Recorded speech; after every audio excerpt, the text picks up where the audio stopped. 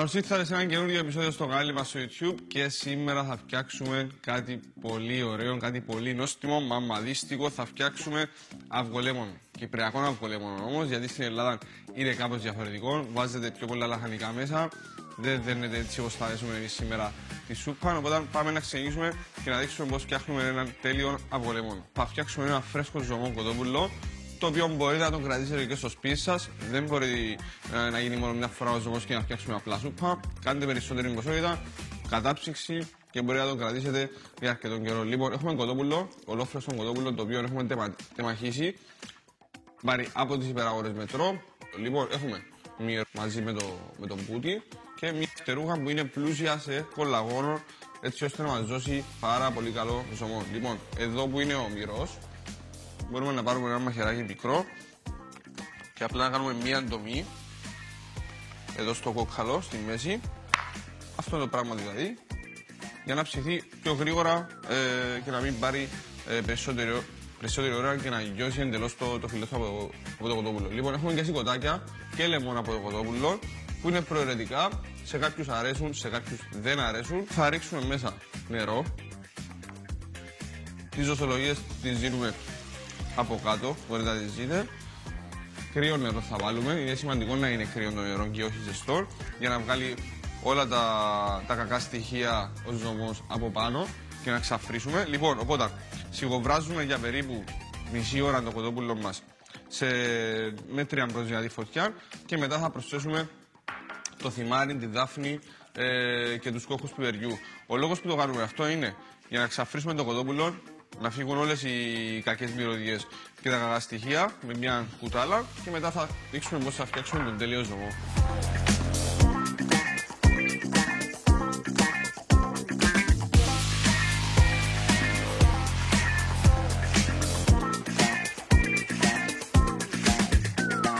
Και αφού έχουμε εξαφρίσει το ζωό μας, ο οποίος έχει βγάλει αρκετά αποκαθούγια που τα λέμε εμείς οι μάγειρες, αυτό δεν είναι καλό στοιχείο, είναι ακαθαρσία που βγάζει το κρέας μας. Και όταν δούμε ότι έχει ξεκινήσει να ψήνεται ωραία και να κατεβάζει το λάδι του, το φυσικό λάδι του και το λίπος του το κοτόπουλο, πάμε να δείξουμε τι θα κάνουμε στη συνέχεια. Λοιπόν, θα προσθέσουμε μέσα δάφνη, 2 με 3 φύλλα, θυμάρι φρέσκο και κόκκους από πιπέρι.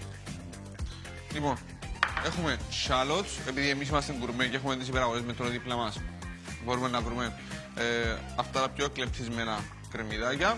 Εσείς μπορείτε να βάλετε και ένα λευκό κρεμμύδι. Απλά να τα κόψουμε έτσι πιο μικρά κομμάτια για να μας δώσουν το άρωμα τους. Έχουμε σέλινο, το οποίο έχουμε κόψει από πριν. Δεν θα βάλουμε κάτι κόκκινο μέσα, δηλαδή καρότο, το οποίο είναι ένα βασικό στοιχείο για ένα ζωμό. Θα θέλουμε να φτιάξουμε το ζωμό μας όσο πιο λευκό γίνεται. Τα βάζουμε μέσα για ακόμα μισή ώρα, δηλαδή σύνολο μία ώρα, μισή ώρα πρώτα το κοτόπουλο μόνο του, ξάφρισμα, ξανά μέσα τα υλικά μας για να μας δώσει άρωμα το θυμάρι και τα υπόλοιπα αρωματικά. Συνεχίσουμε το βράσιμο και μετά θα αφαιρέσουμε κοτόπουλο, θα σουρώσουμε και θα δείξουμε πώς θα φτιάξουμε το αυγολέμονο.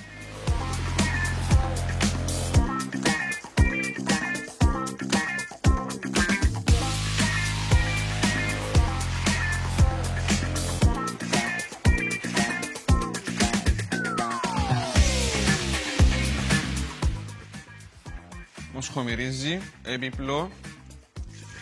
Πάμε να ξαναβάλουμε μέσα στην κατσαρόλα μας. Και τι θα κάνουμε τώρα, θα πρέπει να ψήσουμε το ρύζι. Σωστά, ρύζι γλασέ θα χρησιμοποιήσουμε, που είναι το ιδανικό για τη σούπα αυγολέμονη.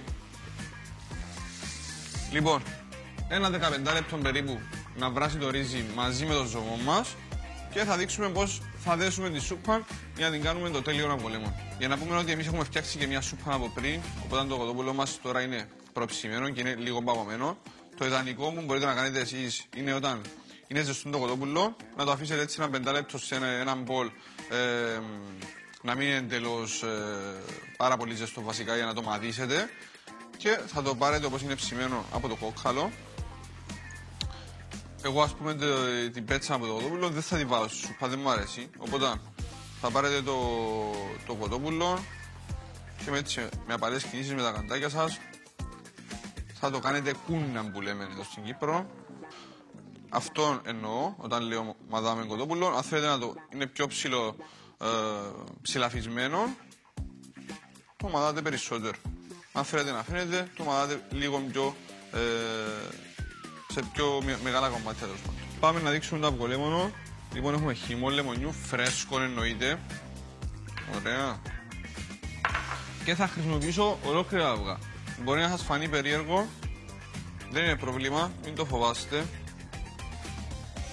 Γιατί θα κάνουμε ένα μαγικό κόλπο. Θα προσθέσουμε μέσα στη συνταγή μας cornflour. Μπορεί κάποιοι να πείτε ότι δεν χρειάζεται να βάλουμε το cornflour. Εγώ σας λέω ότι όταν χρησιμοποιήσετε τουλάχιστον κρόκους μαζί με ασπράδια ή αυγό ολόκληρο, χρειάζεται. Γιατί δεν θα κόψει ποτέ η σούπα. Θα βάλουμε και το μαγικό στοιχείο στο αυγολέμονο μας. Λεωνίδας Κουτσόπουλος, κρέμα γάλακτος. Και αυτό θα σας φανεί περίεργο. Απλά δοκιμάστε το. Δεν έχω να πω τίποτε άλλο. Δεν θέλω να πενευτώ.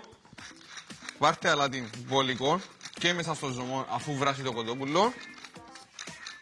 Βάρτε αλάτι, πιπέρι. Ωραία. Μέσα στο liaison, έτσι ονομάζεται αυτό που κάνουμε τώρα. Δηλαδή κρέμα αυγών, cornflour και χυμός λεμονιού. Ανακατεύουμε καλά με ένα σύρμα.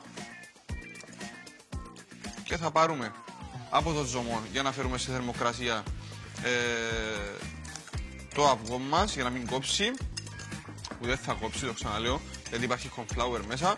Θα είναι πιο πηχτή η σύσταση του. Τέλεια. Έτσι ωραίο χρώμα κιτρινάκι, ωραίο κουρμέ. Και παίρνουμε χωρίς ρύζι, αν είναι εφικτό. Σπρώχνουμε την κουτάλα πάνω στα τυχώματα της κατσαρόλας. Βάζουμε μέσα, θα βάλουμε 3 κουταλιές. Νομίζω είναι το ιδανικό. Δεν χρειάζεται πάρα πολύ. Ανακατεύουμε. Και πάμε να δέσουμε τι αυγολέμονο. Πάμε κατευθείαν στη σούπα από ψηλά. Ανακατεύουμε εμείς. Δουλεύουμε και με τα δύο χέρια. Ωραία. Έχει κυτρινίσει. Και ψήνουμε. Αφού έχει ψηθεί ιδανικά και τέλεια το ρύζι μας εννοείται, προσπαθούμε να ψήσουμε λίγο το cornflour για να μην μας αφήνει αυτή την επίγευση του άλευρου. Προσπαθούμε να το ψήσουμε λίγο σε μέτρια φωτιά, περίπου στο 5 με 6 για ακόμα 5 λεπτά και πάμε να προσθέσουμε και το κοτόπουλο μέσα και να σερβίρουμε.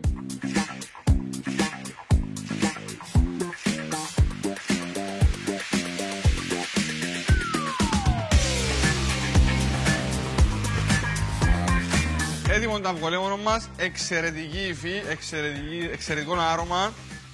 Επιπλέον πάμε να σερβίρουμε στο υπέροχο μας πιάτο από το Βένι. Εξαιρετική υφή. Πού είσαι ρε Βαρθαλίτη μου να δεις πως φτιάχνουμε αυγολέμονο.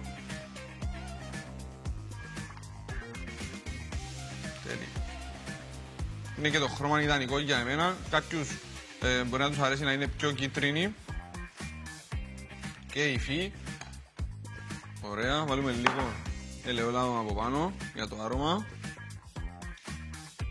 Και φυσικά πιπεράκι. Λοιπόν, πριν να δοκιμάσουμε, να ευχηθούμε σε όλους καλή Ανάσταση, καλό Πάσχα. Να δοκιμάσετε τη συνταγή μας, να κάνετε subscribe στο κανάλι μας, like στη συνταγή και έρχονται και άλλες συνταγές πιο ωραίες και πιο γκουρμέ. Λοιπόν, καλό Πάσχα και καλή Ανάσταση από όλη την ομάδα εδώ στο Σταυρής Cooking Lab.